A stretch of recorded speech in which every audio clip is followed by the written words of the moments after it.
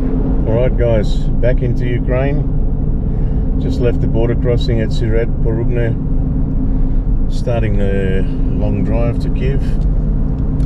Let me get in this lane. So this guy that is so impatient that he'll probably get a ticket up here, because the police normally sit at this intersection just up here.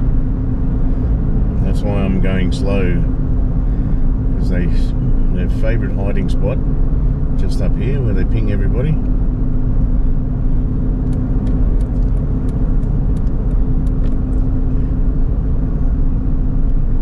He's very lucky today. Yeah, just here at the end of this metal barrier, this white bit just here, that's where they normally have a car, because you can't see them behind, sitting just at the end of that barrier. So everyone flies up that road, and yeah, that's where we've been pulled up at least twice. But yeah, long drive guys, so 7 hours and 36 minutes to go, and 561 k's. Back in Ukraine, generators, the power was on at the service station. Obviously the load sharing is all over the country, so I don't know how it affects out here, but the power was on, the pumps were on. It looks like most service stations are running here without off the mains. So yeah, I've got to change battery in a sec. This is going to die guys, so welcome back to Ukraine, and I'm going to try and do a lot of vlogging on this one. Alright, chat to you guys later, catch up soon. So guys, still on the way to Kyiv. Just going through all these beautiful little villages and towns in the sort of southwest of Ukraine, heading east towards Kyiv. Yeah, it's been alright today, good drive so far. Had a thunderstorm for about 30 minutes. It absolutely bucketed down, couldn't see anything. See all the trees down here? This is from the wind and the thunderstorm that we had. You see all the trees that have come down and been stripped. Wow, actually ripped through here.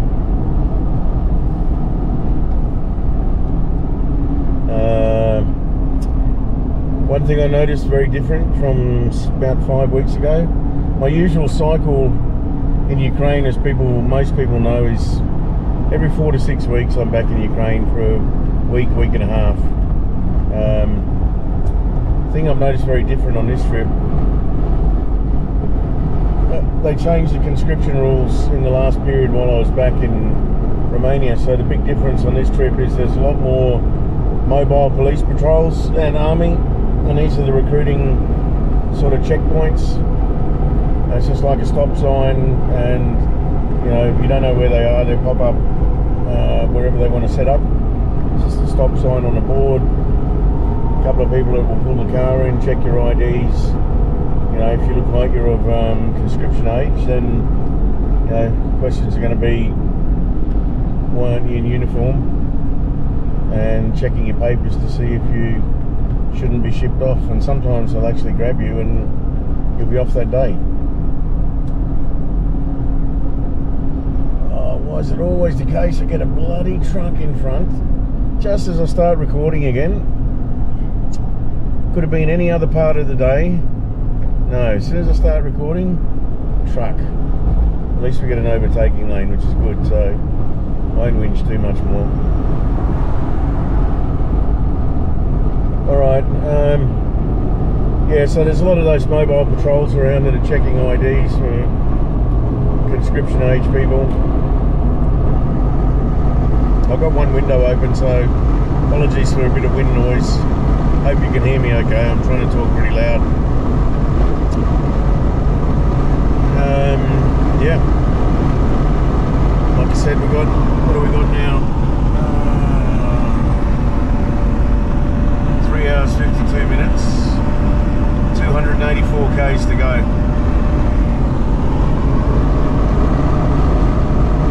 Something mentally for me, every time I get below 300 on a trip, I'm starting to feel like I'm on the way on the home stretch, and the K's tick down pretty quickly. So heading towards Vinnytsia.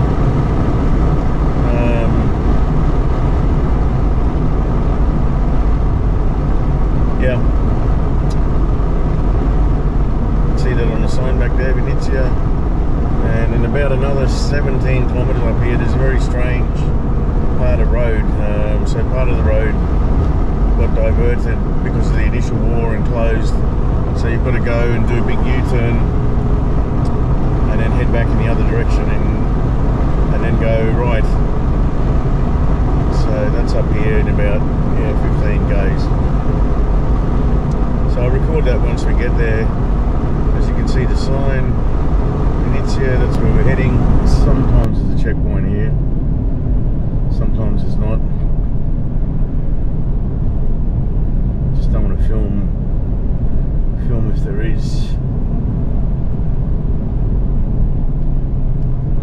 Okay, I'll drop the camera down because there are police in the middle.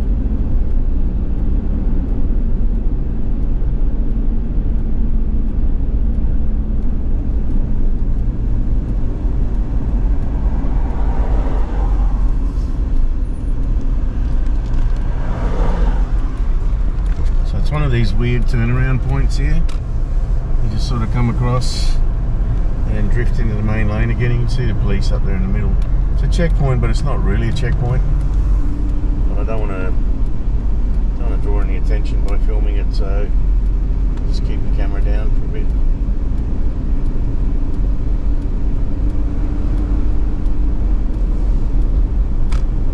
Looks like some guy. Okay. Alright guys, so this is the bit of the road where you really got to pay attention. Now every so often they come along and put the little patches in, as you can see. Without these patches, this is just a series of potholes, this road. So you've got to be really bloody careful that you don't think a patch is filled in when it's not filled in. So the trick here is to drive. I sit in the centre of the road like this, and the best conditions when you have no one behind and no one in front, so you can set your own speed. I'm sitting on 80 now, and that's slow. Normally when Neil's in the car with me, you know, we're sitting on 100 through here, and it's just flying by the seat of your pants. You see a hole pop up, you just fucking turn to avoid it. But see, now it's perfect. Now I can sort of, there's no cars coming. I can pick my own line. Even go on the other side of the road like this. But yeah, you'll find I'll sit in the middle like this right until I get to the crest of a hill or something, and then like this, and then I'll normally come across, but you can see there's nothing coming here. So got about 70, 30, 50, 70, nearly 80 kilometres of this. Sometimes it goes fast, sometimes it doesn't. Anything below 80, you'll feel every bump. You'll ride the bumps, like we say, instead of cruising over them and coasting over them with a bit of speed, or skipping over the bumps. You'll ride everyone in and out, and you'll just get that rocking motion, and it's fucking tiring and sickening. So the best thing on these is just keep up a constant speed. If you've got a, like I've crept up to 90 now, if you've got a half decent car with good shock absorbers like the Jeep, you just got to trust your shock absorbers, and your job as the driver on this type of road is just to make sure you don't put your fucking wheel in a big hole that hasn't been covered up. You can't pick all of them. Well, you have to pick all of them, because if not, you're fucked. So you can see guys on the other side coming to your lane, trying to pick their lane. I go into their lane, trying to pick my lane, like now. And I find this is the perfect position along here. It's sort of sitting one set of either side of the centre line.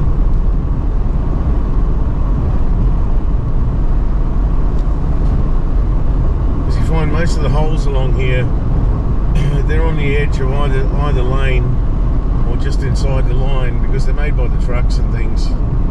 The holes, the ruts get dug out, the snow gets into them over winter, snow and water, and it just eats away at the gravel, leaving a hole.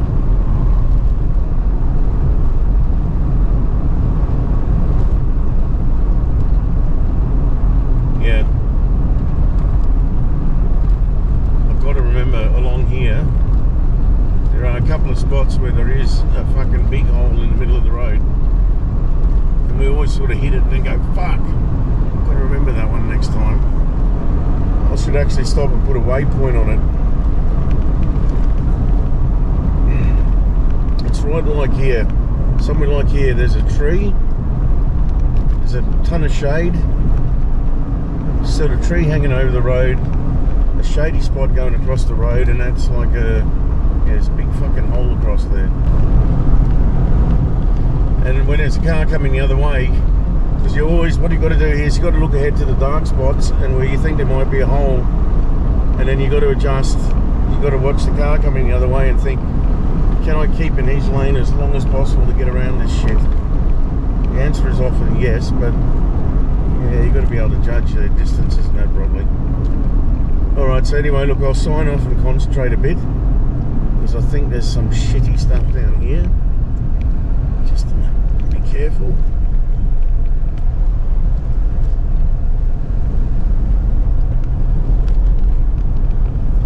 Alright guys, I'll get to stage 3 and I'll show you a bit of stage 3 once we get through that. Just want to show you what I mean here, guys. So stage 1 hasn't been fully patched. It's pretty much like last time they came, did half of it and left it. So there's some big holes here. You can see these here. These are not little holes, so you've got to keep the speed up to ride over the little ones, but then you've got to make sure you've got enough reaction time to not stick your tyre into one of those big moon craters. And then you get these nice little bits like this across the bridge where they put a new bit of tyre in and you think, oh man, this is beautiful. And then suddenly, bang, back to it again, back to reality. Here we go, back to reality. So, yeah, it's really important that you keep the speed up, but you've got to be looking ahead for the dark patches. The dark patches will often be holes, and then you've got to be prepared to try and work out your strategy. Do you stay left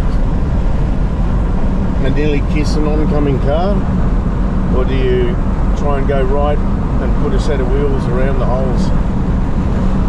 I hardly ever go right. I do this. See all the holes on the left, on the right here? Far easier to just sit in the middle of the road if it's clear.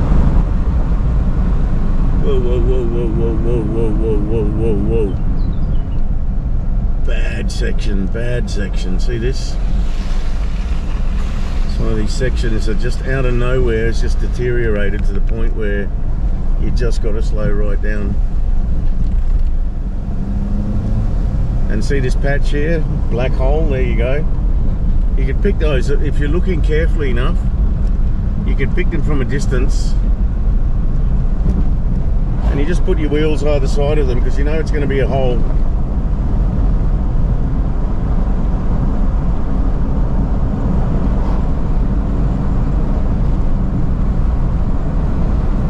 But yeah, you put your wheel into that at speed and that's the end of your tyre or end of your steering arm or something, so you've got to be pretty careful.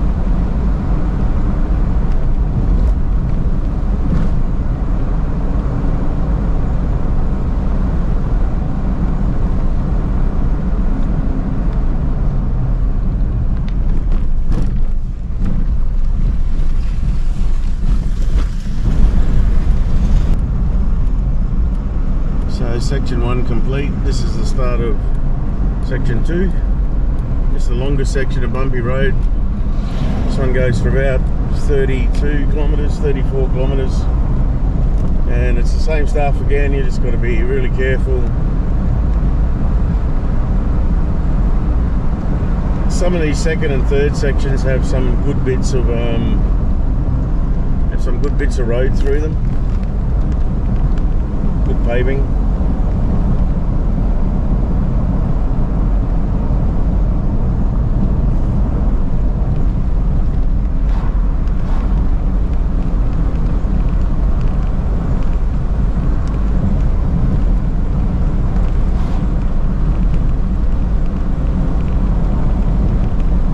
As you can see,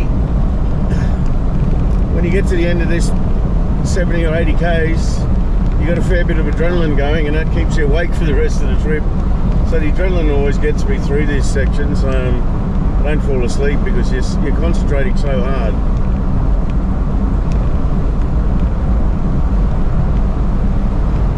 Alright, I'll sign off now, guys. I'll catch up again later.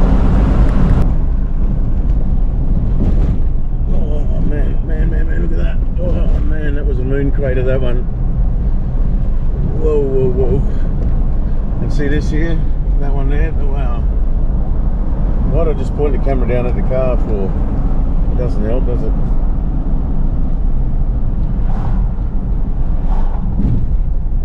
And I really hate it when people are using your lane, but then they just refuse to get out of your lane, even when you're 5 meters away. The whole idea is, yeah, use someone else's lane, but when you need to give it back, fucking get back in your own lane.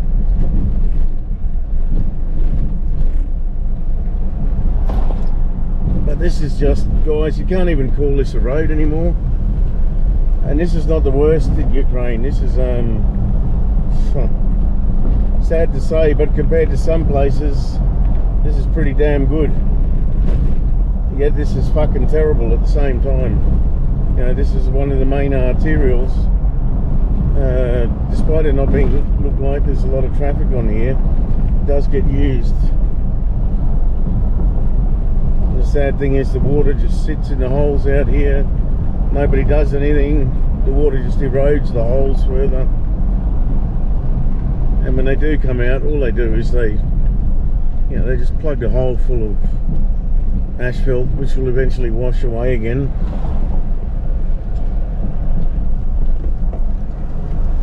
I keep saying it'd almost be better to just come in with something that can remove all this tar. Just get rid of the asphalt altogether and just leave a dirt road, a nicely compacted and maintained dirt road. There's dirt roads in Australia that go for hundreds of kilometres, and you can sit on like a main highway. You can sit on 120 quite comfortably. Yeah, but this is just, yeah, this has gone beyond a joke now, this road. It's getting worse every time.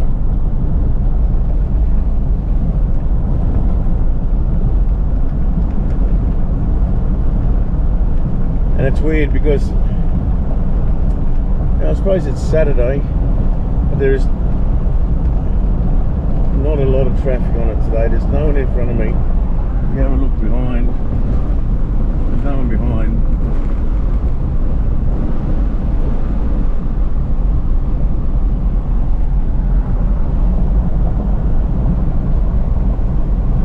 Yeah, I did hit one hole toward the end of stretch 1, stage 1, which I'm a bit annoyed about because there's a car coming the other way. I should have slowed down a bit more. It was in the shadows, in the shade, and that's where you got to be careful. If you can drive in the centre like this, you're generally pretty good. But when you have to move over to your lane, and especially when the trees are overhanging and there's shadow and shade, and you just can't see what's there, well, that's what happened. I hit a fairly big hole. Suspension took it, but still a kind of hole that could bust your tyre or lead to a slow leak.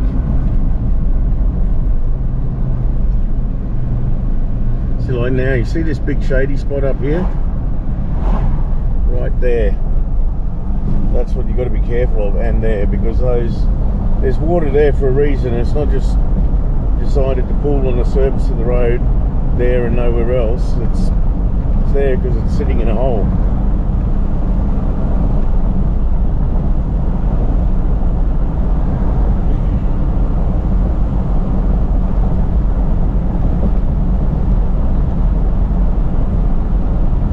So the best part of the trip to Kyiv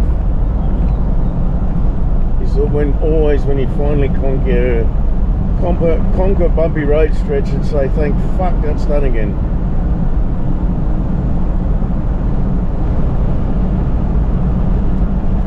Like stage 2 and 3, you get the odd bit of road like this, which is actually, you know, it's normal, and you think, what happened here? How did this stay like this and everything else is so fucked?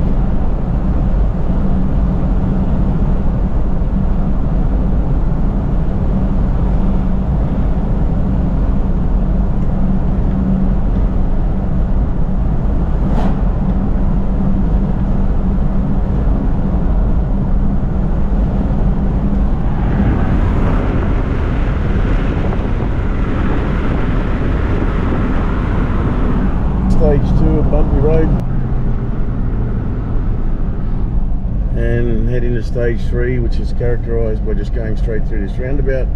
And this is one of the worst roundabouts in the history of mankind. I don't even know what's in that water now. I don't want to find out, so I'm going super slow, including this next bit of water after this one. It's just absolute shit.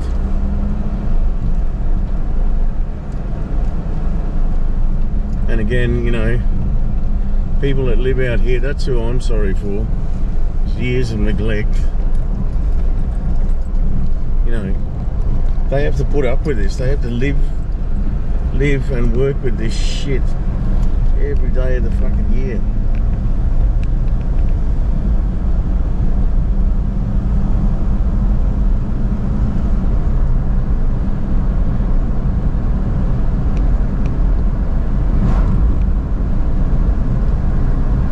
Thing of all that money that's being spent here now on the war, you know, if all that could have gone into schools and infrastructure and stuff in Ukraine, it would be bloody brilliant. Whoa. Okay guys, I'm gonna sign off and concentrate. This is the shit here. This sort of section here, see all the shade and all these holes, they just hide in the shadows, and if you're not careful, you'll just go into a fucking huge hole in the shadows here. Luckily this tree stuff doesn't go on for all that long, but long enough to put your tyre in a big hole.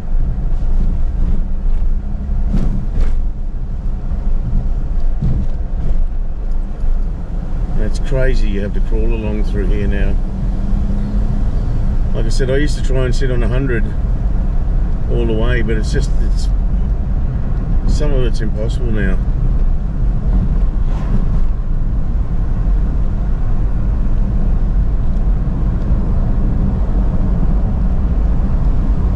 Okay, tree line. Just when I was saying the tree line's gone, it's not gone.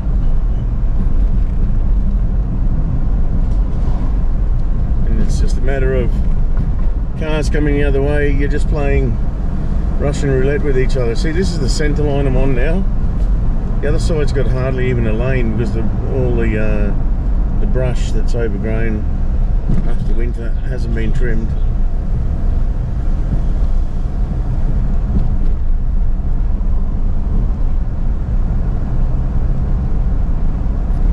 So this should be the end of the tree line.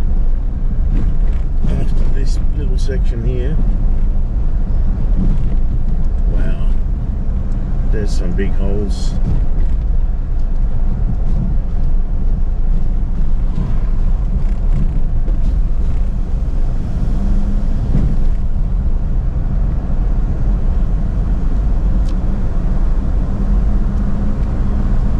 Yeah, it changes with the seasons too. So this is the section near the tree. See all this has been patched here? That's that section with the tree hanging over the road I was talking about. There's a big hole that went right across. It's like a trench that was across the road. You couldn't avoid it.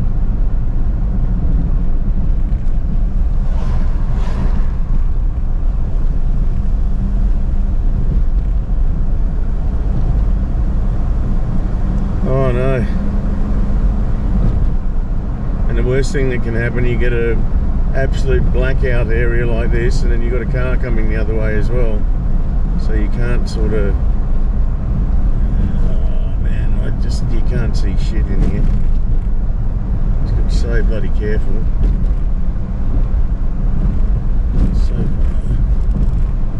So far so good, but I'm driving on the other side of the road. Because my side is absolutely, look at that. Look over here, that's just shit. It's been ripped to shreds. It's full of fucking holes and water. Look at this, you can't even drive on that side. So what I'm going to do is move over really slowly, let Truckee go, and then get back on Truckee's side. That's the smart way to do it. Because look at this side of the road, it's just totally unworkable. You just cannot drive on it. There's too many holes.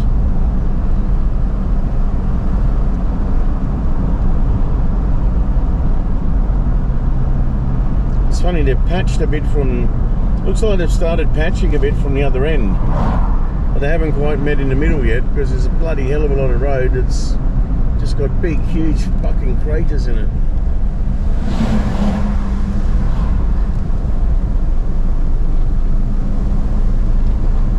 So it's crazy, you and the other traffic are actually competing for the same side of the road, because one side is unworkable. It's a bit better now, but still you can see there's massive dents in the road. Look at all this. Whereas this side, it's not too bad. On my side, on the right, absolutely shocking. What the hell have we got here? Oh. It's well done.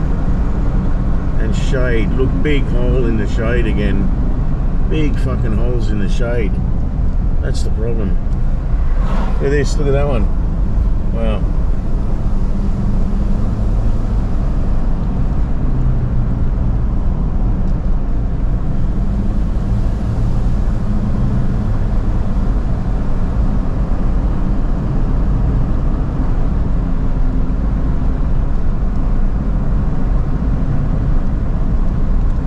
Yeah, if you came around the corner and there's a car right on you and it forces you right, then yeah, good luck. You just got to brake something and do the best you can, because it's all just holes.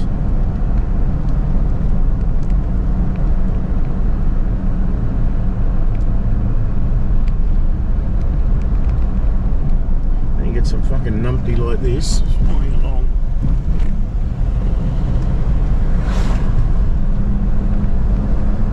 Wow, that guy, I just watched in the side mirror, he just like jumped, like you're jumping a motocross bike over that bridge. He just bunny hopped in the van. Doesn't care, just flattens it and off you go. If you break something, you break something.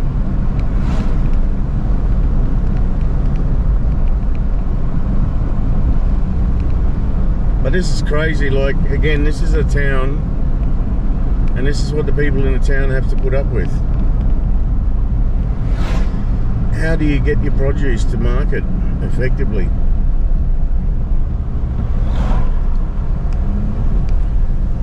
And in a timely manner, you know?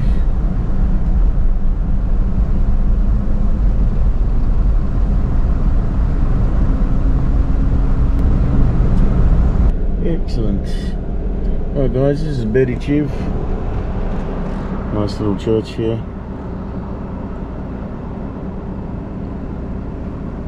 So Kyiv is, once you get to Kyiv, if you're driving from Romania to here, you know, you're sort of on the home stretch, because Kyiv is the end of bumpy road, and you know, a little bit further and you connect up to the main highway, and yeah,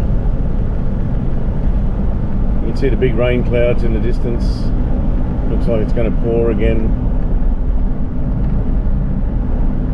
And again, I don't know what the power situation is like here.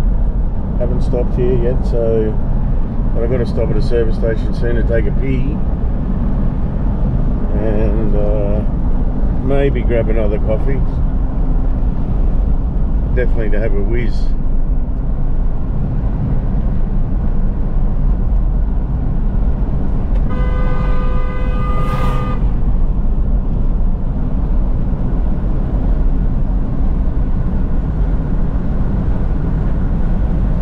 Saw that, guys?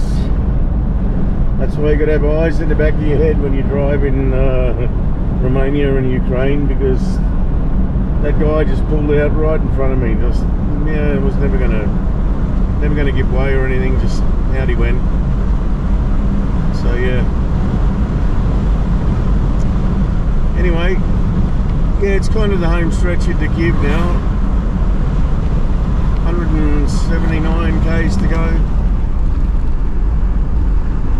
Just got to keep an eye out because there's a few bloody moon craters still along this stretch here. There's a bit of a detour up where that red van is up ahead, the highway. They cut the highway so to stop the advance again during the war, the initial invasion. So you got to sort of go right here, do a sharp left and get back on the highway. You'll see what I mean. Wow, those rain clouds are massive. I'm busting for a piss. I thought there was a servo, excuse the language, before here, but I forgot there's not for a bit. But anyway, so this is where, so the overpass up the top is blocked, and you got to come around here and then do this sort of swing around detour back, and they put some tar here to fix this little road up, which is good.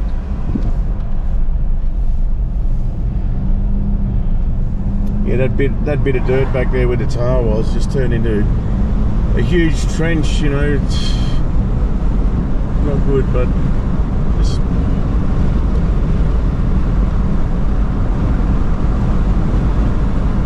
and this will eventually be 2-lane road again, but they're working on it at the moment, so it's 1 lane each way, but it should be 2 lanes on the other side of that guardrail over there and 2 lanes this way. But you'll see now we'll cut across to this side while they work on that side.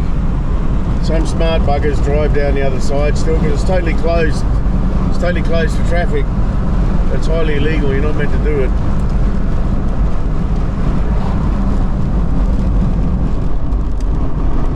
But yeah, there's a lot of, this guy, I hope he realises this is, oh, he's probably turning left. I think he was going to get in the other lane.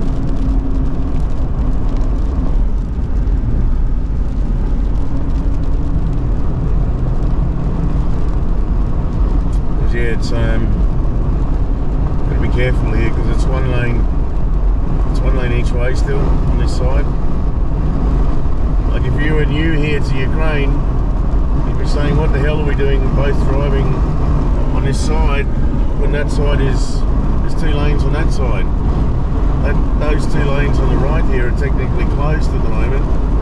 But the stupid thing is all the barriers that used to be down the middle here and the poles, those are gone. So there's nothing to stop someone driving in this lane toward you thinking that it's open for them when it's not. Wow, look at that rain up ahead, guys. We're about to hit torrential downpour. Like, it looks like a curtain of grey up there. Wow. Any second now it's gonna smack into us. So I better put the wipers on full.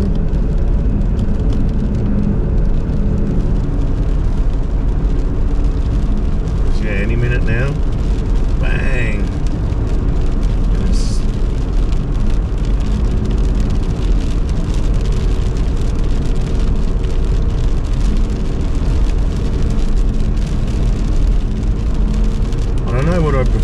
east, driving in torrential rain, or driving in snow and ice. Now that I've driven in snow and ice, I still think driving in torrential rain is the worst. You can't see anything. When it's really heavy, you cannot see anything.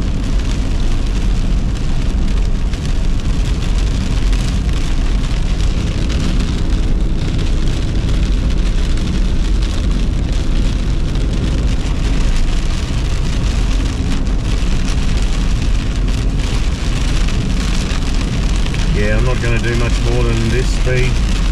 80's fine with me. If someone sneaks up behind and they want to overtake, that's their issue.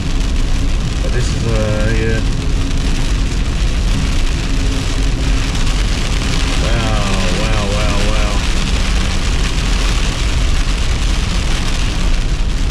Wow, that's heavy.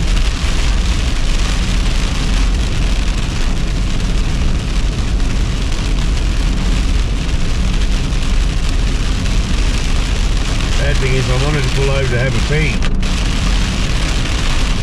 If I pull over now and jump out, I'm going to get bloody soaked.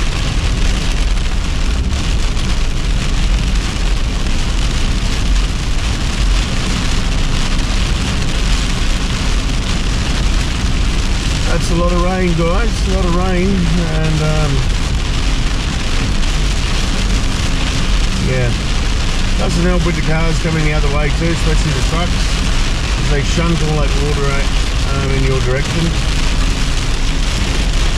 Anyway, it's a bit of light sky up in the distance, so I don't think it'll get any heavier than this. Alright, sign off now, concentrate a bit. Okay, morning guys from Kyiv. It's my hotel room at the Ostery. Just getting ready to head off east. Max should be outside shortly. It's nearly 5:15 in the morning, but the sun's already up. So planning to head at